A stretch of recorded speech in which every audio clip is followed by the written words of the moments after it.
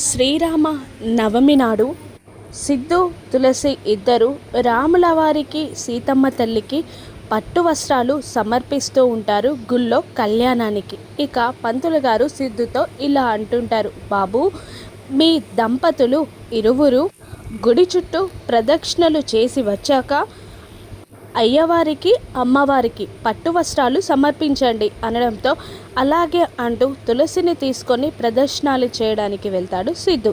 ఇద్దరు గుడి చుట్టూ ప్రదక్షిణలు చేస్తూ ఉంటారు. ఎండాకాలం అవ్వడంతో ఎండలు ఎక్కువగా ఉండడంతో గుడి ప్రాంగణం అంతా కాలిపోతూ ఉంటుంది. చెప్పులు లేకుండా ప్రదక్షిణలు చేస్తూ ఉండడంతో తులసికి కాళ్ళు కాలుతూ ఉంటాయి, కానీ ఏమీ మాట్లాడదు.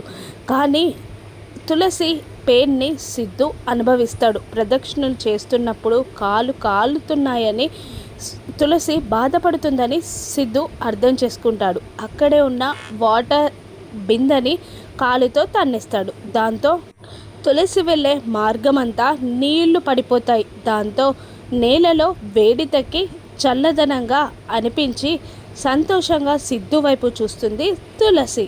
నవ్వుతాడు సిద్ధు. భార్యకి కాళ్ళు కాలకుండా నీళ్లు పోసేస్తాడు సిద్ధు. ఇక ఆ తడి నేలలో ప్రదక్షిణలు చేస్తూ ఉంటుంది తులసి. ఇక కళ్యాణం మొదలవుతుంది. రాముల వారి విగ్రహాన్ని సిద్ధు, సీతమ్మ తల్లి విగ్రహాన్ని తులసి ఇద్దరు ఎత్తుకొని ఊరేగింపు స్టార్ట్ చేస్తారు. వెనకాల సిద్ధు ఫ్యామిలీ మొత్తం అయ్యవారికి అమ్మవారికి జేజేలు కొడుతూ భజన్లతో సహా అమ్మవారిని అయ్యవారిని రాములవారిని సీతమ్మ తల్లిని ఊరేగింపుగా తీసుకొస్తూ ఉంటారు. సిద్ధు తులసిల చేతుల మీదుగా శ్రీరామనవమి నాడు రాములవారి కళ్యాణం మొదలవుతుంది. ఈ కళ్యాణం పూర్తిగా సంపూర్ణంగా జరుగుతుందా? రాను ఎపిసోడ్స్లో చూద్దాం. Thank you for watching.